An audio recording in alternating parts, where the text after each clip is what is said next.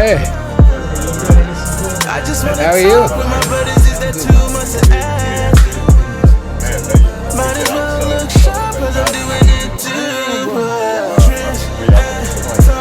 Right here. All right. That's real one. I love that American way y'all go. You're from Maryland, aren't you? Yeah. Because that's got a slightly southern sort of, although it's not in the south, it's got that slightly southern sort of twang, hasn't it? Yeah. Times? So I was born in New York. Oh, yeah. So when my family when my dad immigrated to New York and my mom did, obviously they had my older sister, and then when they had me, it was in Brooklyn, and then neighborhood was getting bad. You know how it goes. And then my dad was like, all right, I got enough of this. So then that's when we moved to Maryland. He went and got a government job. Yeah. And then my mom was in the medical field, so she was trying to find a job as well. And then So Maryland is often seen as a sort of like suburb for DC, isn't it? Pretty much, yeah. So I was born in New York, in Brooklyn, and then when we moved to Maryland, we first moved to Silver Spring, Maryland, which was in Montgomery County, and then we moved again to Lower Maryland. That was mainly PG County, and Howard County was a mix. But a lot of people, especially when it comes to sports, like to say PG County, because that's like the birth of like basketball and stuff. It was big. It was very, very big in the area, and it still is. It still is to this day. Because Rodney, I mean, we have to say it. I mean, Rodney, welcome to Trims and Talk. We've been talking downstairs, and it's been great talking to It's Rodney. been good, yeah. It's been really good. It's been good. So I've missed half of the conversation. You missed half of the conversation. I would say just a little bit, not too much. I felt like we was having such a good conversation. He was like, all right, we gotta get this guy in the studio. That's what I think. And he's our first American brother, isn't he? Is he? Yeah, Oh, you okay, are our that's first what's American. So you are our first American brother on Trims and Talk, and Okay, cool. really, really pleased to have you on Trims and Talk. And there's so much we'd love to talk about. I mean, but we got your name from basically a colleague, Doctor. really, Yeah. Kate Fryer. Yeah. And her son is in junior. Yeah, so I coach juniors under 16s, but we also do satellite sessions for the Sharks. And her son comes to one of my satellite sessions. It's actually tomorrow. It's from like 5 to 6:30, and usually that's for kids who are, intrigued about basketball. They want to get involved into the junior program. So this is kind of a way for me to see, all right, can this kid come into the program? What's his skill level like? Yeah. And then I can assess him throughout the whole year. So then when it's trials, then I can tell the parents, hey, bring your son here, or I think he needs another year to develop and stuff. And I think that's pretty much it. And then Kay just came straight to me. Yeah. So there are a lot of broken-hearted parents. I ain't gonna say no names, but I gotta keep it real. You know what I mean? So there's I mean every kid wants their parents to be part of something, which I get. But our job is to not sugarcoat it. So if I go up to a parent, or a parent comes up to me and they say, all right, what do you think? I'm like, well, he needs to work on A, B, C, and D. I'm not gonna lie to him. And if I think he's good, then I'm gonna pursue it. But that doesn't mean don't stop bringing your kid, because he obviously enjoys it. He obviously wants to get better. Maybe he just started it. And sometimes even in my sessions, some of these kids have been with me for about 2-3 years. So over the year, you're gonna feel overwhelmed as a kid if you just started, because these kids are advanced. Yeah. So how did you get into it then? Because we've been talking there about parents and taking children to junior camp, etc., etc. I mean, what was your sort of entry point into basketball? Man, my family is a basketball family, so I felt like I was going to be into it, whether I liked it or not. You didn't have a choice. It's like church, man. Man, it's like you got listen. You going on Sunday? Yeah, Going to Bible study. My grandma was the same way. She was not playing around, man. She's not. She was Seventh-day Adventist, so we would go. Yeah. Because Maryland, that's where the general conference is, isn't it? There you go. Look at you doing your homework, brother. He's Seventh-day Adventist. Okay, cool. So we would go on Saturday instead of Sunday. But then as basketball became serious, my dad was like, look, like we gotta go to this tournament. You know what I mean? But going back to your question, I had a Uncle Charles. Shout out to you. He was the first one that was supposed to make it in our family. Way taller than me, 6'4", big strong dude, explosive, could dunk and all that. Yeah. And you know, life got to him. You know what I mean? Life got to him. He had a kid on the way at the time, and he just kind of gave up basketball. So my mom was upset about that. And then my cousin, my favorite, who basically is like a brother to me, Mauricio Brembo. He was the one that should have been the NBA superstar. Yeah. 6'9", already there. That should just tell you there. Yeah. Could play inside and out. Beautiful game. He came and lived with my family for, I want to say, 3-4 years.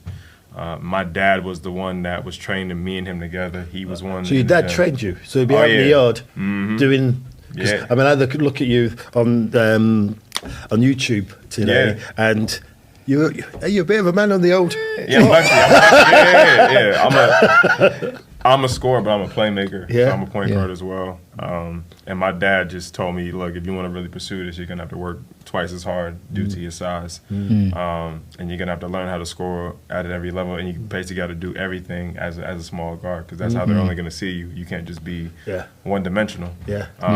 So my dad was the one that kind of was like fast-tracking me even from early age, from like 4 or 5 years old. My mom kind of had the swagger and the energy and the passion as well with it, because my mom's side of the family is the basketball family. My dad's side of the family is more so the mental, the lawyer, the like doctor kind of side, except my dad was sports. He was the only one.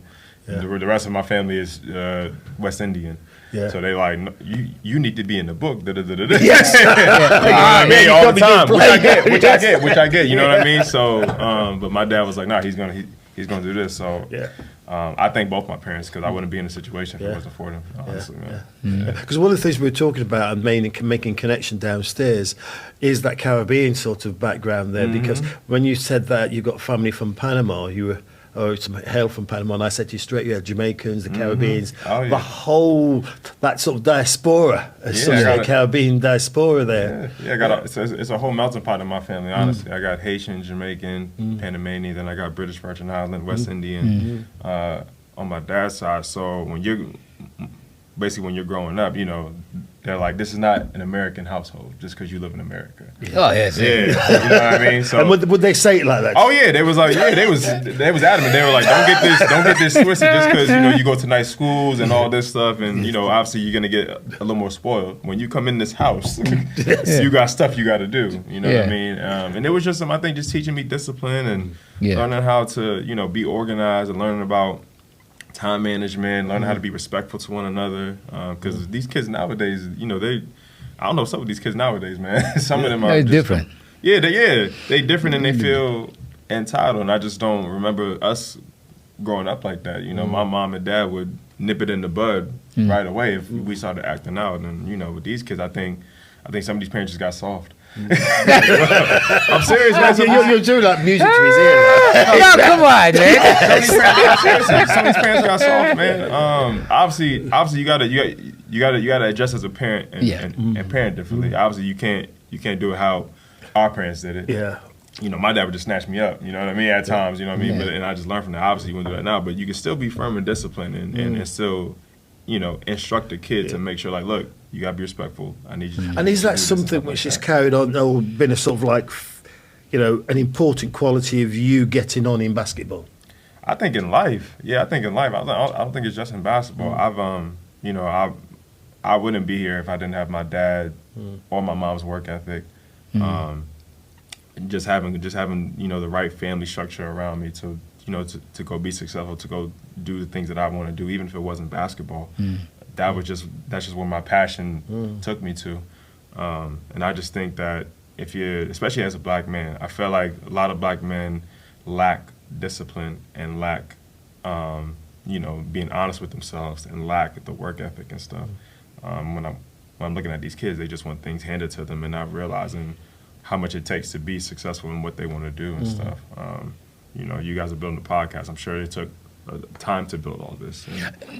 You know what I mean? Like, whatever that people want to create and stuff like that, it just takes time, and I think I wouldn't be that. I wouldn't have that without my parents, honestly.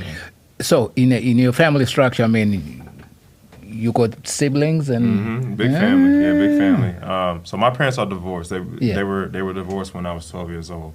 However, my older sister, she's 7 years older than me, Patricia Branwell, because that's the Panamanian side. Yeah. She's the oldest, then it was me, and then obviously our parents split, and then I have my stepsister Kiera, who I'm really, really close with. So when I say all these things, know that I don't look at steps. I look at, this is my brother, this is my sister. So then she came, and we actually went to the same school. And then my stepmom and dad got together. So every time we joke off of, like, you know, they wouldn't be together if it wasn't for us. You know what I mean? Honestly.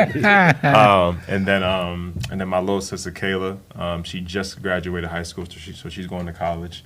And then and then there's always one wild one. And it's my brother. I got a stepbrother. I love him to death. He's a great dad. She's kind of got to him a little bit, but he's finding his way, and I'm just proud of him that he's staying on the right path now. So 2 boys and 2 girls. Yeah, but all from all from different from stepmother, stepfather.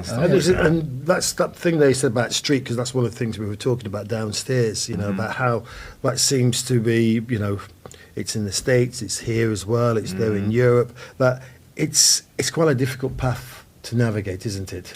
Yeah, I mean, we all crabs in a barrel.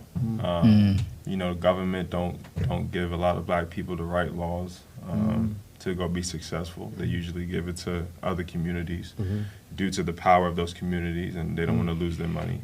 And I feel like, you know, it's set up for us to fail. You know, when you look at financial debt, when you look at the education system, when you look at, you know, black fathers not being able to be in the houses, so that they create single parents and single mothers to not get those benefits. I don't think that's right. You know, I've talked to many single moms who'd be like, oh, well, I need this and I can get this benefit if a man is in the house and stuff like that. Well, who created those laws? The government did. You know? But isn't it weird that, you know, like all the laws that we are trying to navigate were instituted by us? And then we spend a lifetime trying to kind of break him. You know what I'm saying? Because really, if we and I don't know about the black community in the States. I mean, I sort of, you know, have an understanding, but I find the conversation that we have with institutions and stuff is usually from the back foot. We don't really. In the schools, we don't engage as much as we can. I mean, like you as an educator, I mean, you really... I think the problem, I think it is complex, because one of the things I used to experience about schools was that many parents would come and they still had the experience of school in their head. And the experience of school was the one where actually it wasn't a good one. And it's one where actually, using your phrase about power, that the power that bees were there to actually put you in place. So I was put in place at school, and then I'm going to come up to school again with my children. You put me back in place again. And that puts you on a back foot. It puts you into a defensive position there. And I saw it many, many times that parents were in a defensive position, and that takes a lot of energy. That does. A lot of energy to actually navigate. 100%, because at the end of the day, you just want your child to be happy at school. You want them to get the same resources and the same treatment that any other kid would get. And I think, you know, I had it too growing up. I got recruited to go to private school. It's a few black kids usually at private school. So imagine, let's say, population-wise, it might be 13% of black people in that school. Then we got these teachers as well that's not really treating us the same way as they're treating, you know, any other body of a different race or color. It's not right. Then on top of that, they're giving us extra work to then punish us for being there, because obviously they don't want us to be in the schools to get ahead, because they don't want our population and our race to get further than them. So did you find that, I mean, going to private school there into a predominantly white school, and again, an image of America, of urban America I've got, is that the African American community and the white community are quite separate. Yeah, I mean, obviously we know what it is when it comes to slavery. We know what it is when it comes to American history. Yeah. We know what it is when they don't, even in the schools, they don't really teach about Black history. So you got all that going down, then obviously that's going to create division, that's going to create hate, which is what the government wants, instead of inclusion and everybody loving each other. So you get that from an age, and then you throw sports into that. Yeah. If we're getting ahead in these predominantly white schools, well, somebody's not going to like that. That's a donor to the school, and they want their kid to be successful and stuff like that. And maybe he's not that good because he was spoon fed. Yeah. Just being real, you know what I mean. I've lived that. I've experienced that. But it must take a toll, though. You know what I mean? Like eventually, because I mean, kind of growing up with that burden. Because sometimes there are certain things that we feel, but we can't articulate until we get to. You know what I'm saying? Certain place, yeah. I mean, imagine you 13, 14 years old. You just trying to fit in. Yeah. Me personally, I'm speaking just from my experience. I didn't want to go to this private school that I got recruited for because I was away from my friends. I was away from my environment. Yeah. I'm in a whole new environment, and I'm just trying to get this all together. The education is different from me. It's coming at me all at once. So then I got to deal with that, and then I got to deal with the burden, like you said. And then my parents are coming in. Obviously, we don't. I don't know about you guys, but we were middle class. We didn't have the best of like cars and stuff. So imagine my father or my mother driving me to school, and next you know, all you see is Mercedes-Benz and BMWs and stuff like that. There's classism as well involved with the racism as well. So of course, everyone is just going to be on edge. You know what I mean? I'm going to be on edge, and my parents going to be on edge. You know what I mean? Because they're like, this is a whole new environment. You know what I mean? For everything, and I think it's very hard for any Black kid, male or female, to navigate through that and not being able to have the space to talk about that. Yeah. So how has it been? You know, like I mean, been the transition from the States to here? Me personally, I think it's safer here. With that, racism is subtle here. It's not shown loud like how it is in America, but you feel it, if that makes sense. Yeah. It's definitely when I walk in certain areas, even around here, and I get looked at a certain way, like as if like, what are you doing here still? It's just not being said that, if that makes sense. What I will say is though, I do think the healthcare system is better here with NHS, because in the States it's going to cost you a fortune for anything. I mean, you could have a cut and it's gonna cost you something crazy. And I think education-wise, it's better here and safer due to obviously no guns here, but I still think there should be a room for kids to be taught Black history at some point, and I feel like that's still being swiped under the rug. Because this country has its own skeletons too. No, it's the originator of all. The United States was British first. Exactly. So that's what I'm saying. So and they don't want to talk about that, and it has to be addressed. You know what I mean? And it's all right. Like it is what it is, but don't swipe it under the rug and think like, oh, now because we're having diversity and inclusion and stuff like that, that it's going to be like this. No, it's not. I mean, the royal family has its own problems. So, what's the conversation like before, in preparation to coming here? There's no preparation, honestly. Kate told me about, Kate, right? It was her name? Yeah, Kate. Yeah, Kate. She came to me, told me what you guys were doing. Yeah. I emphatically said I'm on it. That's fine.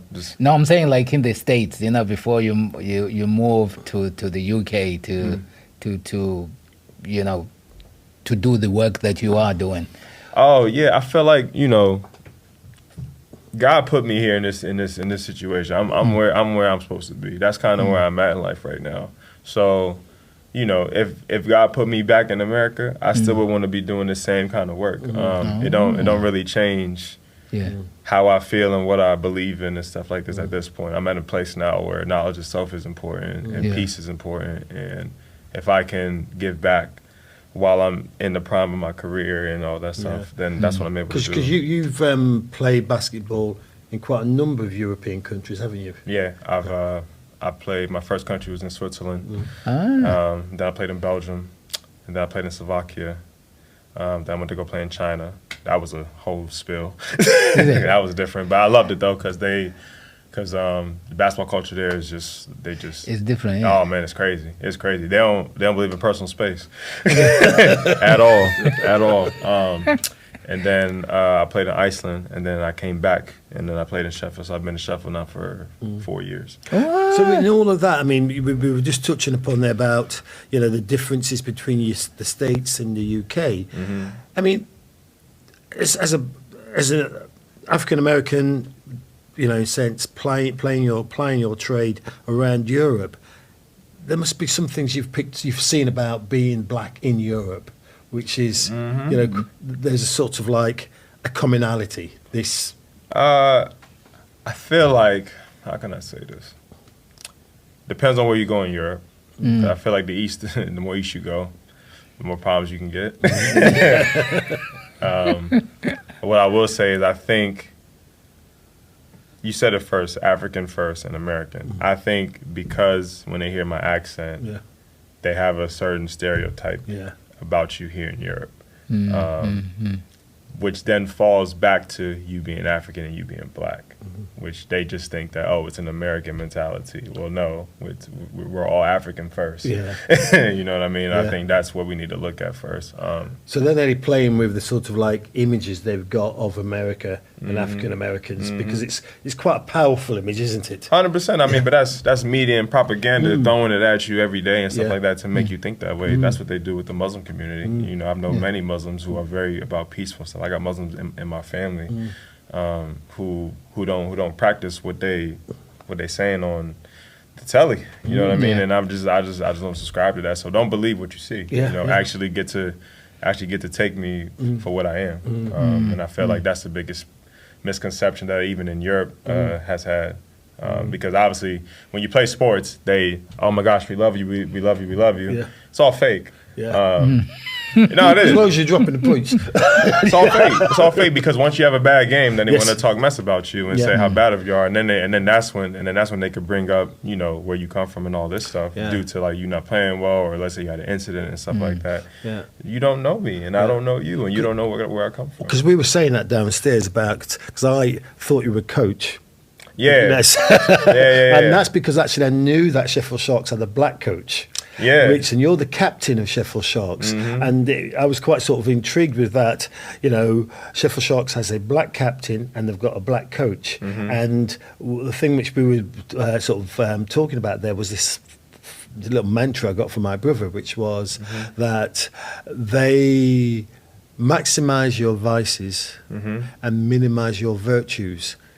And for people in positions in sport who are, one thing to be the player, but one to be the captain, and second to be a coach, you're up there to be just sort of like shot down. Yeah, 100%.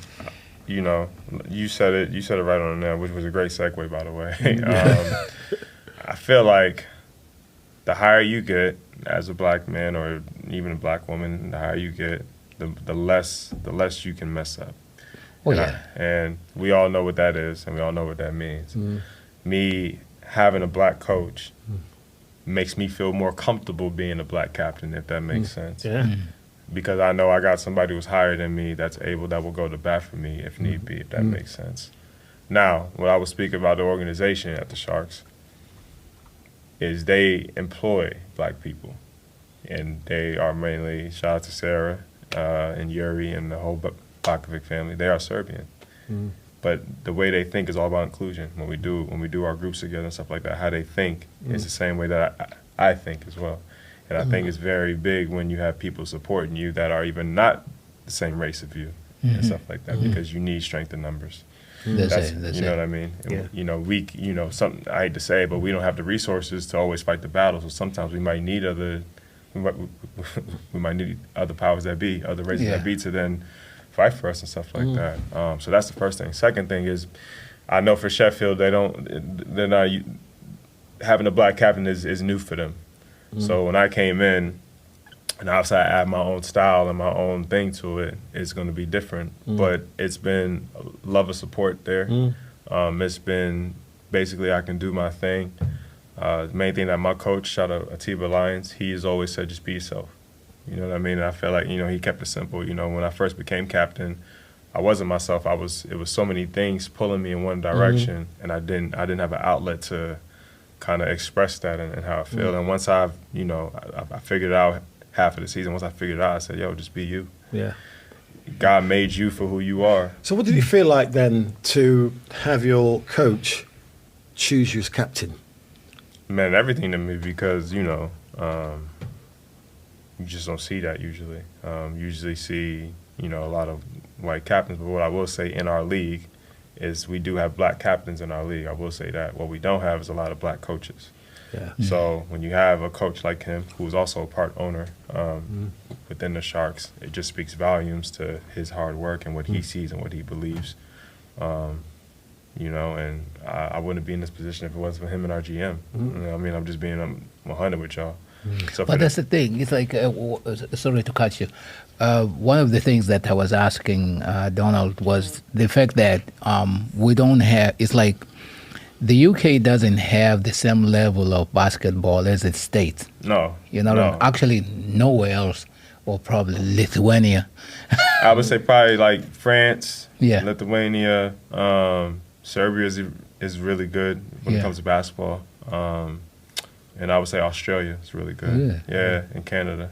So you got those countries now. You know, kind of when it comes to competing with U.S. So how is it in terms of your, you know, kind of sort of like you were talking about some of the kids that come to the, you know, the coaching sessions and what have you. In the States, I mean, like every kid, either they want to be a LeBron James or Steph, you know what I mean, or Steph Curry and what have you. What has been your observation of the kids here? Is there a culture being cultivated for basketball? I have two boys who go out with their basketballs to play. Not to that level that one day they'll probably, you know, my boys have passed that level, but they love the game. But their imagination is still there and stuff like that. Yeah, it's trying to figure out, you know, like if basketball will ever be, you know, like the end all be all. Yeah. I felt like there's more pressure in America due to the NBA and due to social media. You got a lot of these parents filming their kid every 2-3 seconds of how great their kid is and all that stuff, so they push pressure on the kids to be like, yeah, I can do this and stuff. I don't know if you guys are aware of what's going on in basketball business today, but there's this thing called NIL, which is name, image, and likeness. So these kids now can get paid even if they go to a private school in high school, and then it goes crazy in college. So college sports isn't really college sports anymore. It's really professional sports in a college atmosphere. So you could be at, I don't know, let's call it some university in Wisconsin, and You'd be getting paid there. you're getting paid. You could be, yeah. Like a lot of I've former players that were friends and stuff who's retired and they've gone into coaching and college coaching, and sometimes when they're recruiting a kid, you know, these kids either have agents or the kid is asking them, all right, how much I'm gonna get. I thought there was a big hoorah at some point about, you know, actually. I remember there was a big conversation about, you know, kind of college sport, and then either going to the NFL or you know, like what they call American football. They were trying to kind of make sure that kids don't get paid but play like professionals. Yeah, so that was going on. This probably was when I was in college, 2014, and then. You know, a lot of players who were just speaking up about it, like saying like college players should get paid. And let me say this, if you are a college basketball player or a college, you know, athlete, you should get paid. Because the money that they make off of you. Because it's a massive sport, isn't it, college? Because I've seen it when they. It's insane. So I've seen, for $1 billion instance, industry. you know, college football, and it's like the attendances are amazing. Oh yeah, college football is, listen, the amount of money the league is getting is crazy. It's billions of dollars. So, you know, let's say the whole league wants to market a certain guy in that league. It's the same as the NBA wanting to market LeBron and stuff like that. Yeah.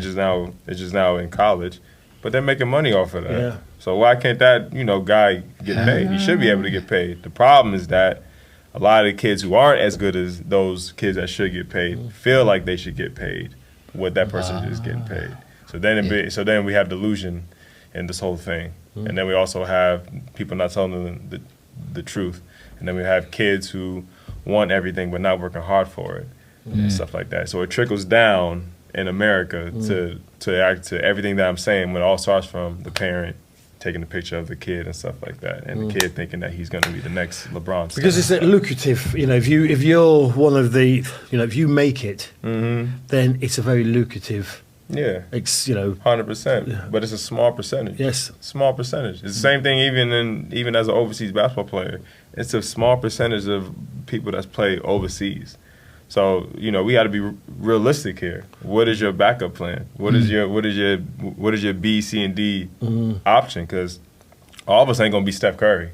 Yeah. We're not gonna see nobody like him. Yeah. You know what I mean? I don't care what you say. We're not gonna see another Kyrie Irving. We're not gonna see another LeBron. You know what I mean? These guys are just, God just said, here you go. Honestly, you can't make that up when it comes to LeBron. He's 6'9", 280. The man barely gets hurt. He's 40-something. He's 40 years old, playing at a high level. That's nothing but God, brother. That's literally it. That's literally him. Like, here you go. Like, here you are. Yeah, it's the same thing with MJ. Like, his aura, like, there's not gonna be another MJ. That's it. So we gotta be realistic with these kids. You are not him.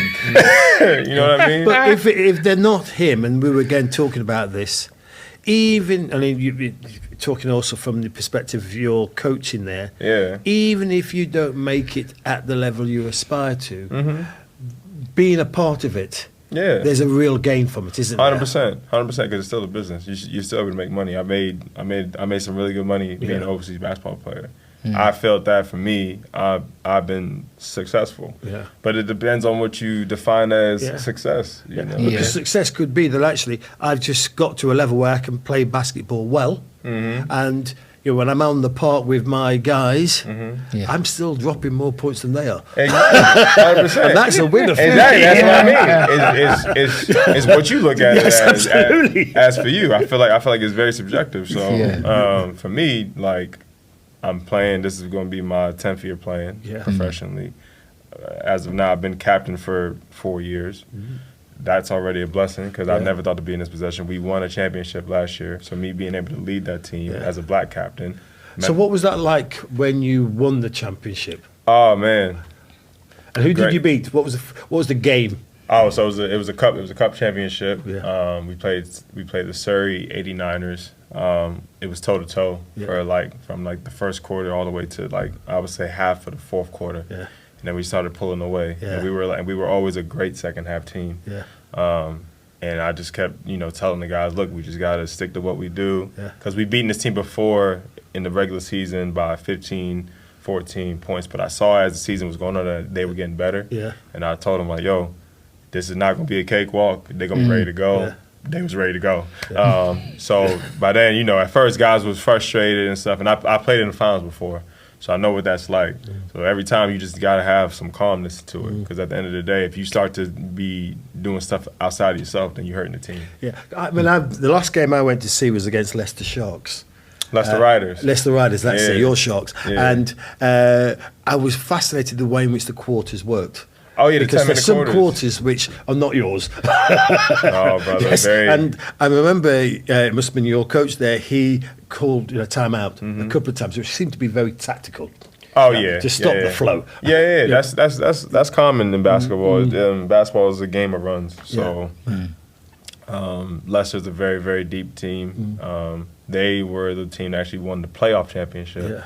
So we knew that they were always going to be good that whole year. Yeah. I don't know when you came. It was 2 seasons ago. 2 seasons ago. So was this still at the new arena? At the new arena, yes. Oh no, I saw it at Ponds Forge. Ponds Forge. Was it what month? Do you remember what month? No, February maybe, something like that. It was a winter. We won that game. You won that game, yes. You came back in the last quarter. You know who hit the big shot? Was that you? Yeah. How So I had to ask. Who's that guy? I had to ask. You look bigger on court than you do person. Nah, I'm a small guard, Yes. man. Yeah, I'm But 5'10", man. Nah, But there was another thing which we were talking about earlier. I went to that game, and I was struck also by the spectators. It was quite a diverse spectator base. I'm a big football fan, so I don't watch football. And football's got more people of colour going to football. But I was surprised. There you had Somalis, you had Asian, you had Chinese, and you had black. That's how it should be. That's That's what how it I should saw be. there, which That's how I it should be. hadn't seen before at sporting events in that particular way. Yeah, I think as an organization, we do so many work outside of basketball when it comes to these kids. Whereas obviously we're now partnering with their communities and bringing them in as well. I've been part of that. Where I'll give one example. There's a Respect To program that we have that I've been a part of. Whereas it'll be 10 to 12 kids in a classroom. These kids, are not the best as far as behavior wise, but it's obviously because due to home life and due to their environment and everything. So when we do this whole thing, the first thing I say is, number one, everyone put their guard down because we're not here to judge you. We're not here to castrate you. Second, please be open and please be vulnerable because the only way that you can really learn from this and be better is if you do the work as well. Number two, we do an hour in the classroom where we talk about bullying, where we talk about behavior stuff, when we talk about real life stuff that can happen and how would you handle that if you was in certain situations. The teacher is Sarah Carpenter. And then we do an hour of basketball, usually with me. And in that, I'm giving structure to the kids. I'm having them figure out how to do things. 9 times out of 10, these kids, they never picked up a basketball in their life. But the fact that they wanted to do it and listen and stuff like that, now they're picking up so many skills within that they can apply even if they don't choose to do basketball in life. So a lot of these kids maybe not, they have anger issues or they don't work well with others and stuff. Now you're learning how to do that. And usually I'm very picky. So if I say to do something and they do it wrong, I'm like, all right, stop. Let's do it again. Let's try this. I said it to do this way. You're doing it this way. We got to do things the right way. So it's teaching them to be perfectionists. They might not get it right always, but the fact that they're trying to is what I'm looking at, honestly.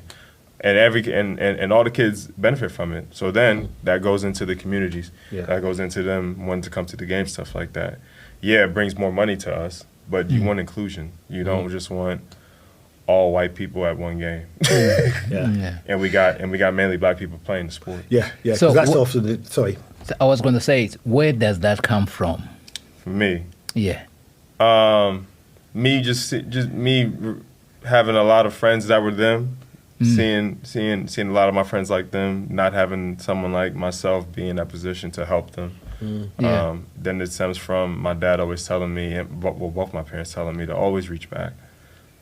You never want to not instill that in the kid and stuff like that. You never want to, because at the end of the day, these kids look up to you. Yeah. And you got to look at it and be like, look, at the end of the day, you are some kind of role model. You can then dictate what kind of role model you're going to be. But for me, I want to be someone that is positive, but is also disciplined and also firm, but also loving. And I try to do that with any kid that I'm teaching, because I don't know what they're going through. You know what I mean? I don't know what the home life is, but as long as you hear, this is going to be the environment that I try to create, and a lot of times, a lot of kids love that. So, What's your circle like? Because I'm fascinated. Like what's your circle like? What's your structure like? Your support structure? Your gang? Yeah. So obviously, most of my friends are back home, but we got a group chat, and my circle is very small. My father always told me, if you got 10, 20 friends, something wrong with you. You ain't got no friends. You got associates and people that just want to latch on. 3 or 4, max. No, so for me, max friends, real friends I have is probably 3. and they all doing well in life. And that was another thing my dad told me was make sure that you have the right company around you, and make sure that you hold your friends accountable when they not doing right as well. Because then, you know, what's the point of a friend? You know what I mean? So I have 3 male friends. I have one best friend who just came out here to see me. She's been like a sister to me. Her name is Rihanna. And then the rest is my friend Devin, my friend Ben, my friend Jamel. All dads now. All doing good in life. All have steady jobs and jobs that pay well and stuff. So I think that's key. And then when it comes to here,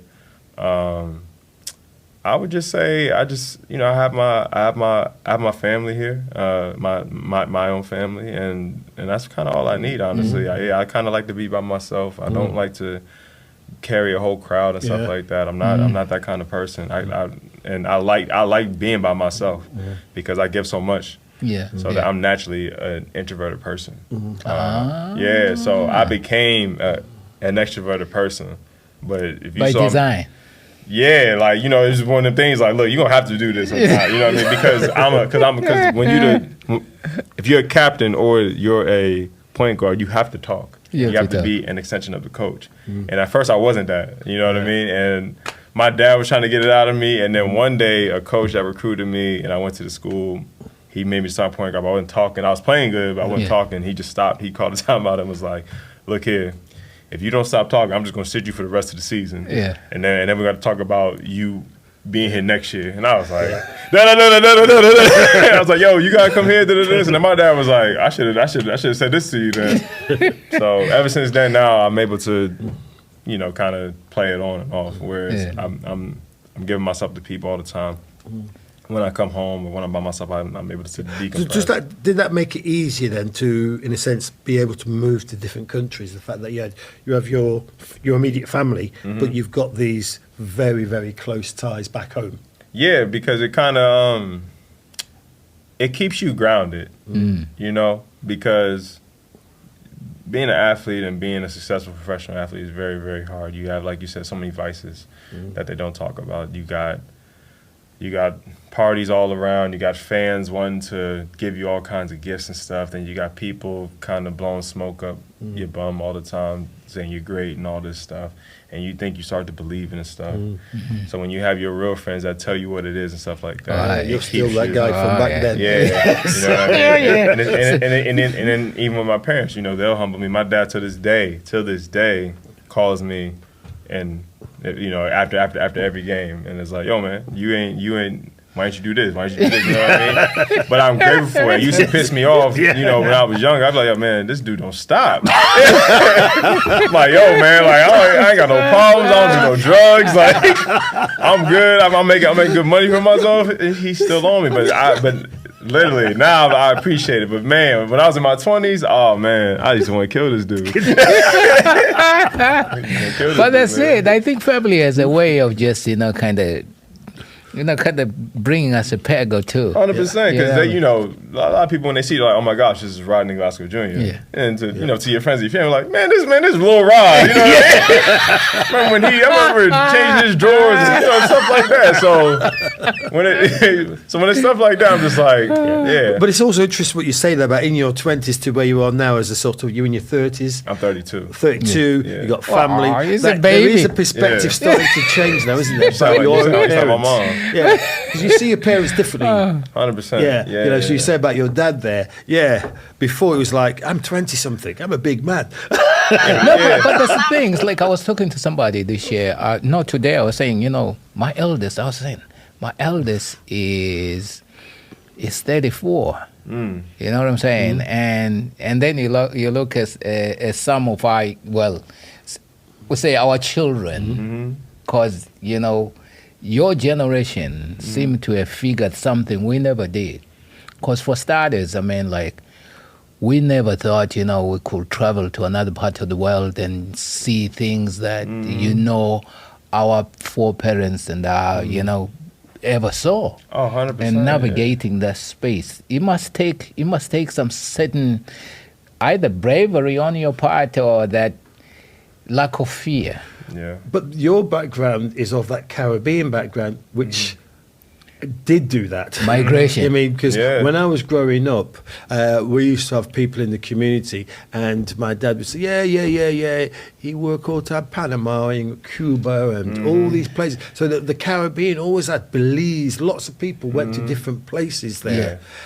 So that's a generations before us Yeah. were doing that. Yeah. But maybe with- you got a bit of that in you. Yeah. But then go with ahead. on the African side, the only people who traveled abroad either were like athletes. I mean, Athletes, yeah. football to be exact, because I think basketball came in the last year of my school, which was like my early sort of like secondary school, so like 84. Suddenly they were coming in to erect these things we didn't understand. All we knew was soccer. Yeah. You see what I'm saying? 100%, 100%. So my I was saying to Donald earlier, I was like, I think the last game I ever saw outside television was at Don Valley, and it was the Harlem Globetrotters. Damn. He doesn't know That's a basketball. wild- that's a He wild, doesn't brother. know basketball. I'm like, what the heck? I've been missing like a whole chunk of stuff. Because this is the Hey, thing. bro, like- at least you saw some tricks. Hey, I played the basketball at school. I was in the basketball team. I never did. I We never got played to the basketball. England Oh, okay. quarterfinals. Our team. That's fair then. That's fair. I was about to say, brother. But I was Wow. entertained though. Yes, I bet. I bet. he can do all the tricks now. Yeah, you got dudes with your high socks on doing all Yeah. kinds of stuff. I Yeah. do. Up your vest. Yeah, oh yeah. You be like, you fascinated. You like, is this basketball or Yeah. these dudes just doing some wild stuff? Oh, it was some wild stuff, man. So for you then, I mean, when you were talking there about the school bit of it and the junior programs, 32. How many more years for you, do you reckon? I'm really like, I'm still in the prime of my career. One, two. I take very good care of my body. My body is. You're going to be LeBron then. You're till you're 40. I wouldn't say 40. I ain't doing all that. But I ain't doing 40. But 38, baby. 38, 39. Yeah, Yes. yeah, 38, 39. Then I'll be done. As long as if I'm able to here's the thing. I don't want to be out there on the court looking like crap. Because then I got to force myself to then just quit. Yeah. So I'd rather be playing at a high level. Whereas if I leave when I'm done, they could be like, "Yo, you can still play another year or two, man. You look like you looking good." That lets me know that I did everything that I was supposed to do as far as taking care of my body and making sure I'm ready. Which is quite a difficult one for professional sports people, isn't it? When do you call it a day, sort of? Yeah, like some people will be like, "Yeah, I just want to play until I can't play no more." And me, honestly, I'm not with that. Yeah. Because what if you out there looking like you should be done? Like talking about, I want to play till the wheels fall off, brother. Your wheels then fell off, brother. Go. You know what I mean? Some people won't let it go. man. Some people won't let it go, and I'll be like, brother, you gotta let it go, bro. Like that, it's not working. It's not working. You can't move. You got people blowing past you.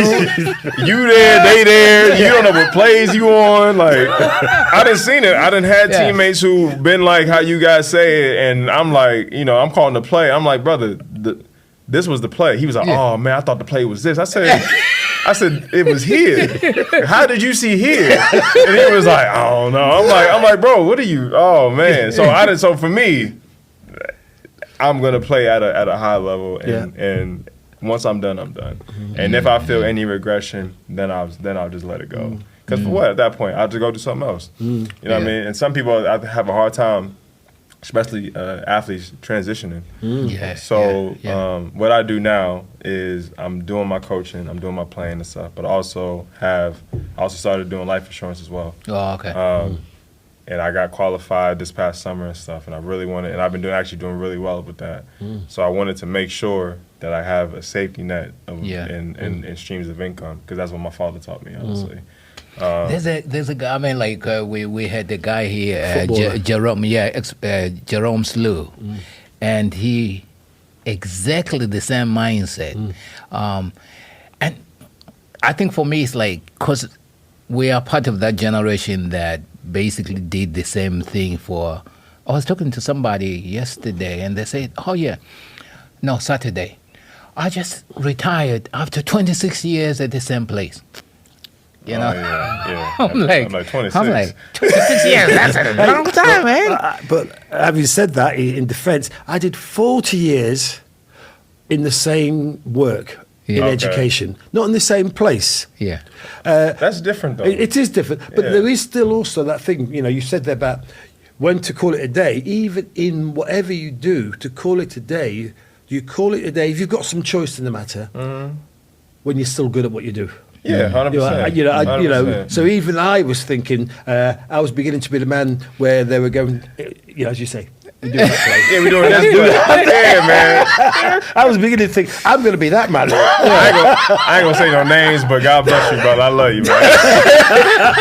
Man, I'd better do he's a good dude, though. I ain't gonna air him out, but man, it's bad. So in any walk of life, you do want to be able to still be performing as well as you can be. But that takes a lot of work, doesn't it? Yeah. A lot of work to have the energy to sort of like do the preparation, to do the sort of like the thinking it through, etc. there. Yeah. And in professional sports, it's also your body, the physical sort of like toil which must be put on your body. No, you're absolutely right. I would say this. So we had a great season last year, but it was a very, very stressful season last year. A lot of things were going on, and it was my hardest year to lead the team because we had a lot of new guys.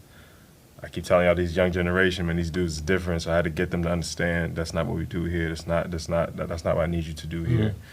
And then also we had some stuff just with our coach, who I was supporting, some things that racially was going on within the league, within the stuff. So we had that cloud over us as well because we was fighting a good fight as an organization to support him. So after the season, like you said, it takes a toll on you. So I wanted to just, sometimes you just need to get away from basketball and just clear your mind. And that's kind of where I'm at with it right now. It's like I need to make sure that I'm at peace with everything. Yeah. Because once the chaos starts, the chaos starts. And when does it start? When does the season start for you? So we start preseason August 25th. So it's around the corner. Yeah, so that's why I've been training crazy. Yeah. And then it won't end until mid-May. So a long season. So what do you do for you in the close season? What do you do to get away from it all then? For me, even if I have an hour to myself, if I can go and just have some food somewhere and just zen out, watch a pod, read a book, something like that, that's cool. But I love music. So if I can go to any of them live band sounds and go there, I can go there with my friends, take the family out there, listen to some good R&B, some good Caribbean music, some good Afro beats. If I can do that for a good 2 hours, you should have been at Manchester Carnival yesterday. I know. My boy went. Did he go? My boy went. Yeah, I got a newborn. So it was all of that R&B, some soul, the reggae, the Afro beats. Because then it makes me feel like I'm back at home. You know what I mean? So you should have been at Leopold Street, Leopold Square on Saturday. Yes. Really? Was it good? It was amazing, man. It's touch and go here. Some weekends is good, some be. It was a good day. No, I think it was just the vibe. I think sometimes it's like, the music. Sometimes again, you're like touch and go, but as long as you're in that environment, you're right. You can kind of know, still enjoy yourself. Yeah, you can hate the music and love the food. You can. No, you definitely can. You definitely can. And I'm gonna love the food. Yes, that's it. I was loving the food yesterday. Is it? Oh, there I was loving the food, and I even did something I hadn't done for years. I even had a rum punch. There you go. On top of that, after the rum punch, I even shook a leg. Okay. So you still moving? I'm still moving. Your wheels ain't fall off. And my sister said to me, "Did you join the line?" And I said, "No, I wasn't that brave." But you thought about it. I thought about it. Hey, you can't go wrong with that. That's a good day to me. Yeah. It's a good day, man. Yeah, I love music. So if I'm able to do anything like that, where I can just chill, have a drink, have some food and stuff, I'm pretty easy and pretty chill about it, man. Honestly. Other than that, then it's either just spending time with family. Yeah. Or just calling my family and stuff like that. So you say you got a newborn? Yeah, I got a daughter. Her name is Rodney Glasgow. But she's very, very chill as of right now. Yes. Oh, yes. So how many weeks is she then? She's 3 weeks. Oh, whoa, First one. newborn. Yeah, so first one. Oh, Man. Wow, congratulations, man. Thank you, man. Thank you. Yeah. You have entered the pantheon of men. Yeah, man. Yes, fatherhood. Yeah. I love it though. So, you know what I mean? No, that's a good thing. That's a good I love thing, it. man. It's the That's best like- feeling. It's the best.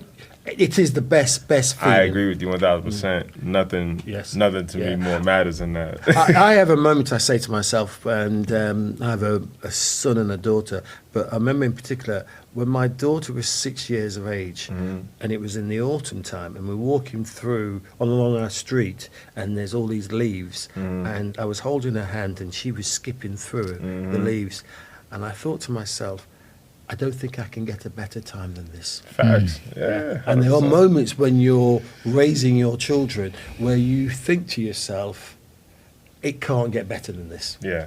100%. It's different with boys, guys. Well, no, I feel that way with my boy as well. Hey, Yes. boys will be like tearing When they're down the running around road. everywhere. Yeah, You think bombing everywhere. Yeah, they about to terrorize something. Climbing up the Yeah. trees, etc. Yeah. There. Well, I went with my There is a boy- better moment. Like, terrifying. Man. What's he gonna break? I had to Man. go. I went with my son when he was about, I was 11, down Yeah. to Cornwall, and we did an adventure week. Did it 2 years in a row. And this was me trying to make sure that I had good times with my son. Yeah. And he decided he wanted to do surfing. Oh, no. So I did do surfing with him. Hey, brother. Morning, afternoon, and evening. Oh, man. Man, So you was channeling his Caucasian side. Yeah, he was tapping he was in. telling me something. Let me tell Tapping you in on this. something. I was absolutely shattered. So have your children when you're young. Because when they get to 10, 12, you've got to be in your 40s and you've still got something there. Yeah. Because when you're in your 50s and 60s, you can't be doing them things. You like don't want no this. children Doing in your surfing. 50s. That's why I wanted to have my kid now. Yeah, you don't want no children in your 50s, man. That's like that's. I remember, actually, I remember my boy is now. I mean, my youngest is 19 now, and then I've got a 26-year-old. Me and his mom were like, oh yeah, we're thinking of having a child. They were like, they chastised us, man. We were chastised by our kids. 100%. That's out of order. It's like, nasty. after they left the room, we're like, who do they Yeah, think you're they talking are? to we raised dogs. Yeah, we raised dogs. What you talking about? But at a certain age, I think everybody knows that's out of order to even, except like if you're Rod Stewart. Rod Stewart, the kid that's 70. Oh, there's lots of people have children late in life. Yeah, there. loads. Absolutely, Yeah, absolutely. loads, there. yeah. I wouldn't Yeah. do that. But it's a great age for you, isn't it? Now. Yeah, where I'm at right Like now. You're pointing your life as well. Yeah, where I'm at right now, like it's perfect or whatever. Don't want more kids. Yeah, I do, but we'll see. We'll see. I So really we want have more. like some British kids. They'll be British, man. Yeah, so this one is obviously British, and then I gotta go to London to get her American passport as well. Oh, so got a dual pass. It'll be Yeah. dual passport. Do you see yourself sort of like,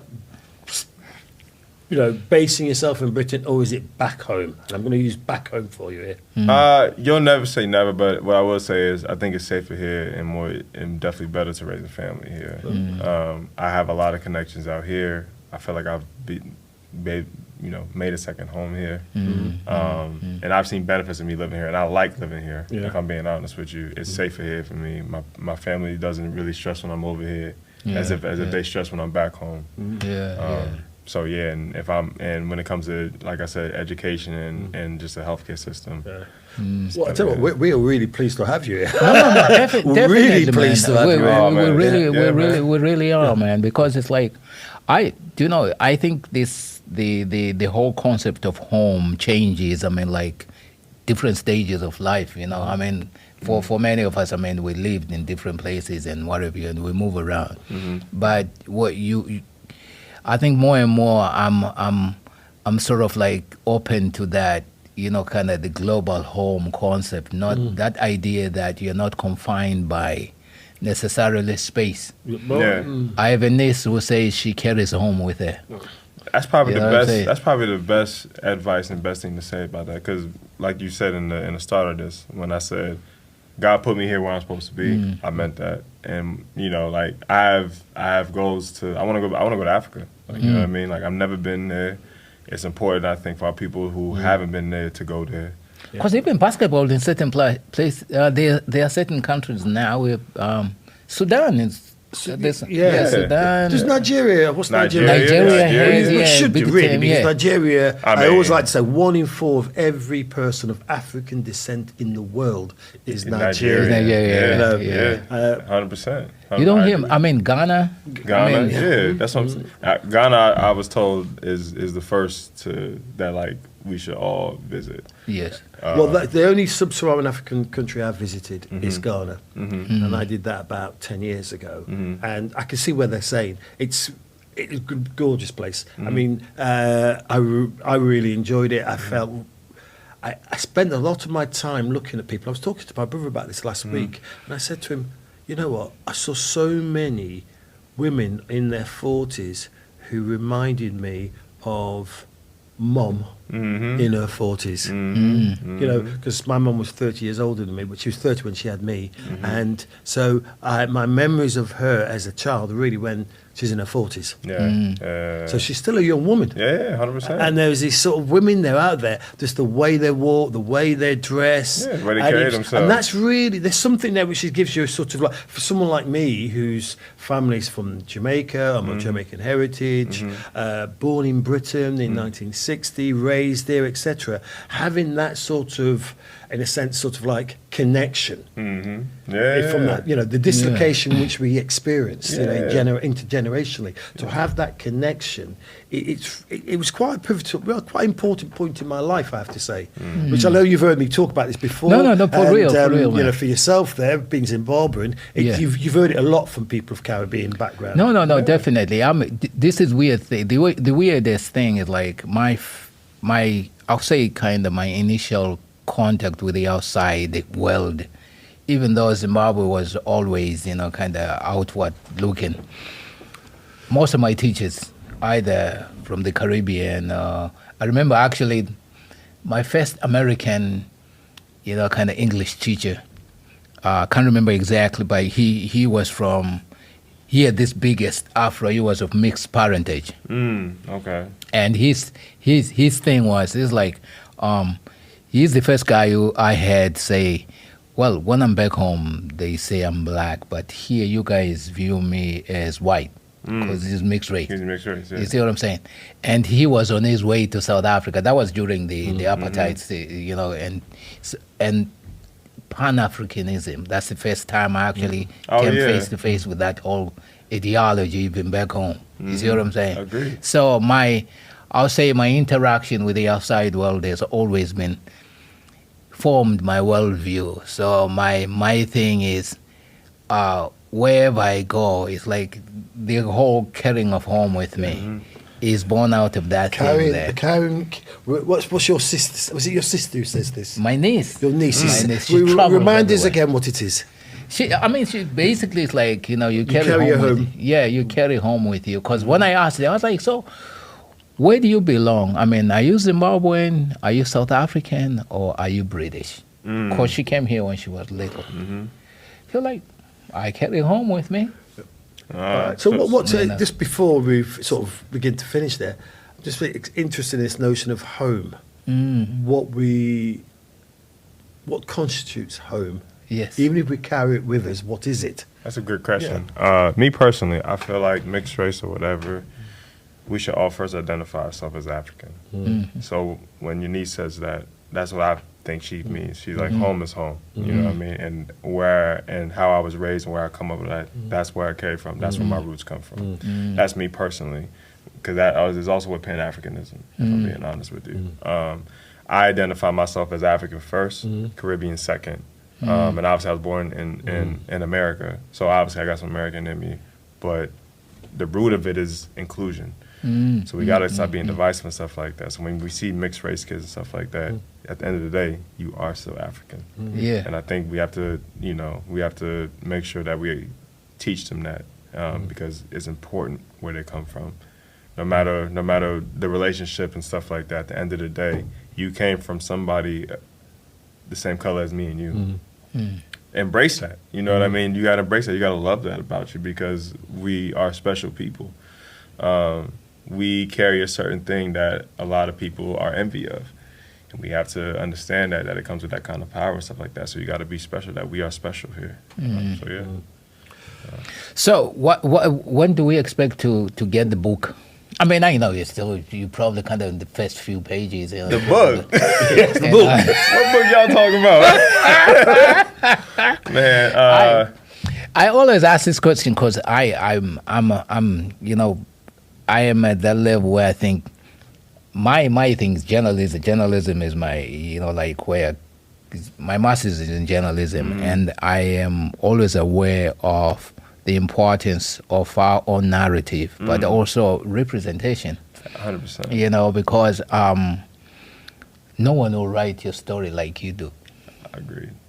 So it's very profound. And that's it. And also it's owning your own narrative also kind of does help, because then when they say until the lions learn to speak in the tail of the hunter will always be celebrated.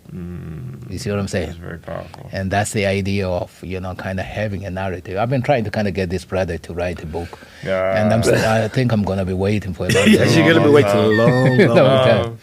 You know what I mean? Yeah, or whatever is the biopic eventually. Yeah. For me, I just feel like it's in God's timing. One and two. Whenever my story is done being written, I want to just be. It wasn't just a strong black man. This was a loving black man. This was a caring people who cared about his people in all walks of life. This was a great father. He was a great provider and stuff. I feel like those speaks of what God wants in every man and stuff like that. So when it's all said and done, no matter how many points I score, how many wins I get, and all that stuff, it's all irrelevant, because that doesn't define who I am. Me being who my core is who I am, and my connection to people is who I am. And basketball is just a skill that God gave me to use. Me even being here and stuff in this element and stuff like that. And I think we got to start looking at that point. So when it's all said and done. So yeah, that is awesome. I was just like one thing I could have self-indulged here and say, hey, so what's it been like, kind of growing up with that 7-day Adventist, kind of pedigree? Oh, my grandmother don't play. She still don't to this day. No, she still texts me all kinds of scriptures. Yeah. Be like, you reading your Bible, baby. Okay. Yeah. Daryl Glasgow, and she is the angel. Yeah. She definitely has a connection with God. Yeah. She would tell me things that is going to happen. Yeah. And it happened. Yeah. So I don't even question her, because I feel like if I'm questioning her, I'm questioning God. Yeah. And I ain't even going to do all that now. You know what I mean? So when it comes to that, yeah, it was very strict. At the time when my parents divorced, and I was living with my dad at the time. He obviously, we all lived in a small place. It was me, my grandmother, my dad, and my uncle.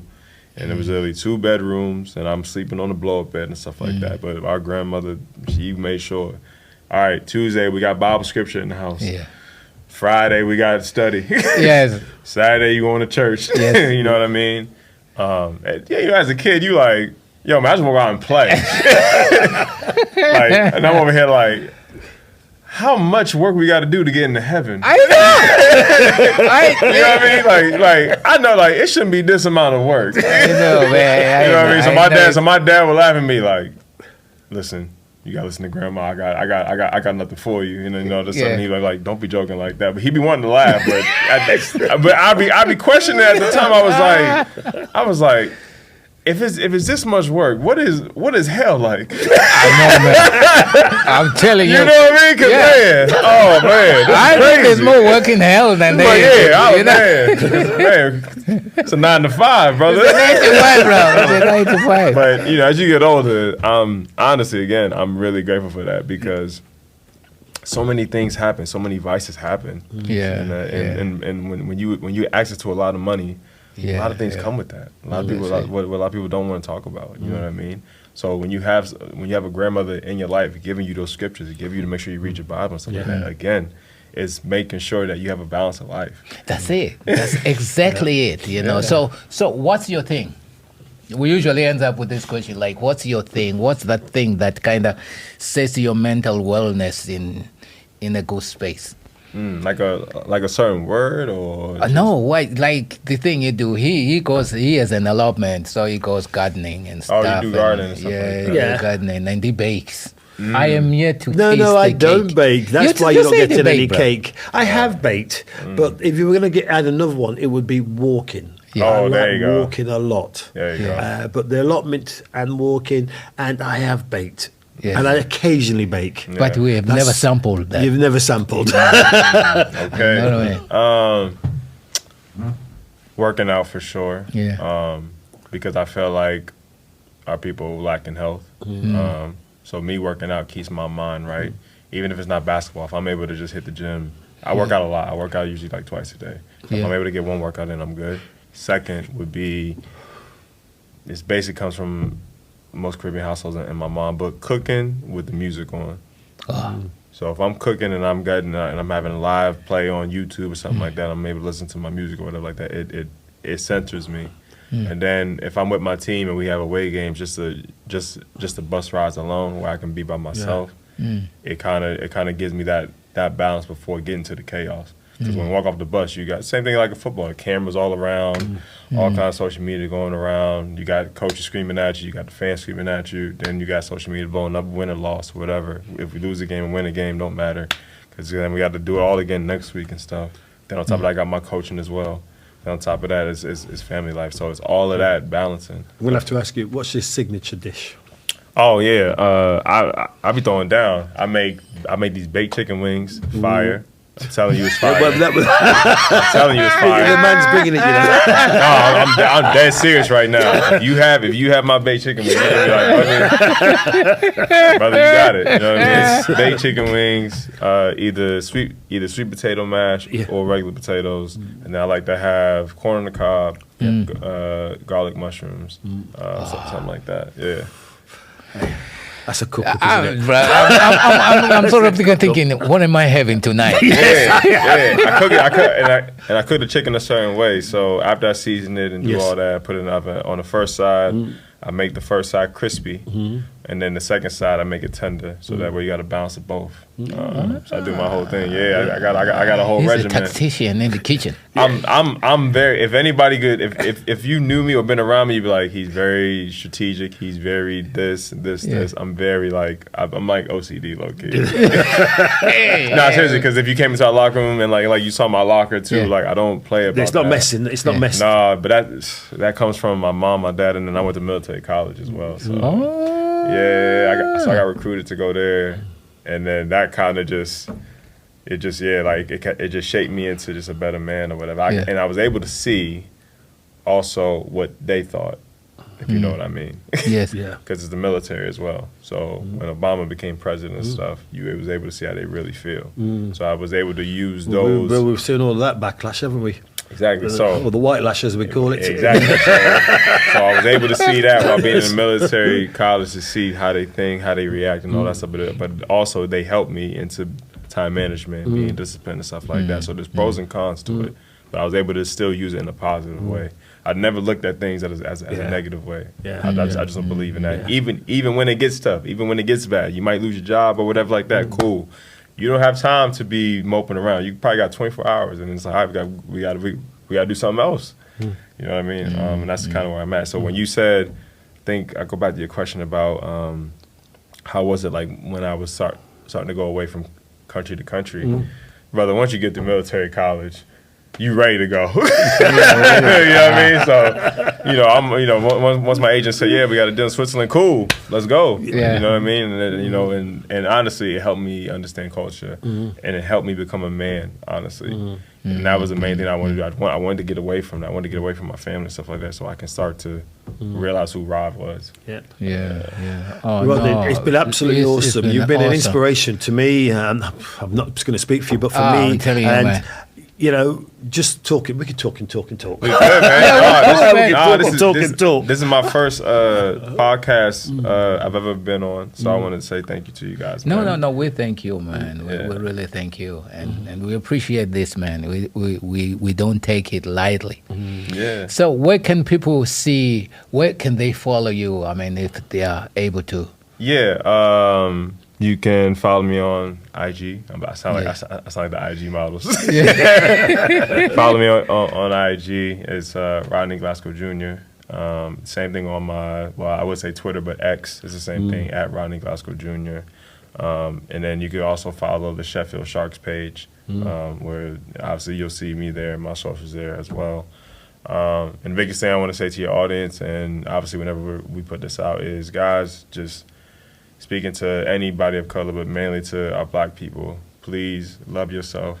Please get the help you need. Please make sure your mental is right. If you need therapy, please get it as well.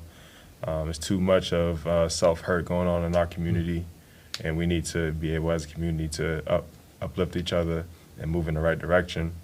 And also, please love one another, because you don't know what that person is going through. So that's my biggest thing to our community, and let's make sure that we're a powerful community so we can get stuff that we need change as a community. My guy. Nephew? Nev, that's all. Yes, sir. Yes, sir. I became Nev. after one show. I'm with that. Yeah, no, guys. This means a lot to me. We've got, you probably, I don't know what your training sessions are, but on the 28th of August, we're inviting people who've been on the podcast to a thank you event. Okay, cool. Here at it's going to be right here, man. Let me know the date. 5 till 7 it is there. So hopefully we'll get about 20, 30 people there. Yeah. And, you know, if you can make it, I'll send you a text. Yeah, send it to me. If you can make it, it'd be brilliant, because you'll see other people there, some of whom you may know. And just, as you said, that last bit you just said there, you know, that is... Yeah, that's one to pick up on there, because it is that they're about love yourself, you know, because there's a lot of hurt going there, isn't there, going around, self-hurt. Yeah, brother, my God. Yes, sir. Yes, sir. Yeah, man. My God, thank you, man. Thank you for joining us today. Don't forget to subscribe on your favorite podcast platform and never miss an episode. Until next time, keep those conversations going and the Clippers buzzing.